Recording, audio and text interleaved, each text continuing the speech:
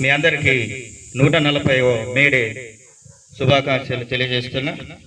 మరి ముఖ్యంగా ముఖమామిడి పంచాయతీలో ఇంత ఘనంగా నిర్వహించిన నిర్వాహకులకు, అలాగే అమాలి సోదరులకు మరి ముఖ్యంగా ప్రత్యేకంగా మేడే శుభాకాంక్షలు తెలియజేస్తున్నా.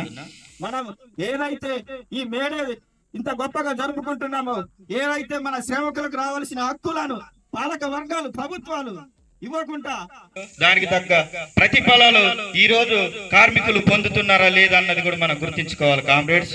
ఒక ఎంపీకి ఆయన 5 సంవత్సరాలు పాలన చేస్తే ఆయనకి పెన్షన్ లక్షల రూపాయల్లో ఇస్తుంది. మరి ఒక శ్రామికుడు, ఒక కార్మికుడు, మరి ఆయనకి ఎందుకు పెన్షన్ ఇవ్వట్లేదు ప్రభుత్వాలు? నిలదీయాల. మనకు రావాల్సిన పిఎఫ్, మనకు రావాల్సిన ప్రతి బెనిఫిట్స్, ఇన్సూరెన్సులు అయ్యా ఒక ఎమ్మెల్యేకు, ఎంపీకి ఇచ్చిన రాజభోగాలు కూడా కార్మికులకు ఇవ్వట్లేదు కామ్రేడ్స్. దేశానికి రైతే వెన్నుముక అంటున్న ప్రభుత్వాలు మరి ఆ రైతుకు వెన్నుంటి నడిపించే కార్మికులను ఎందుకు పట్టించుకోవట్లేదు ప్రభుత్వాలు? మనం అర్థం చేసుకోవాలి కామ్రేడ్స్. సరైన ఇన్సూరెన్స్ లేదు కార్మికులు.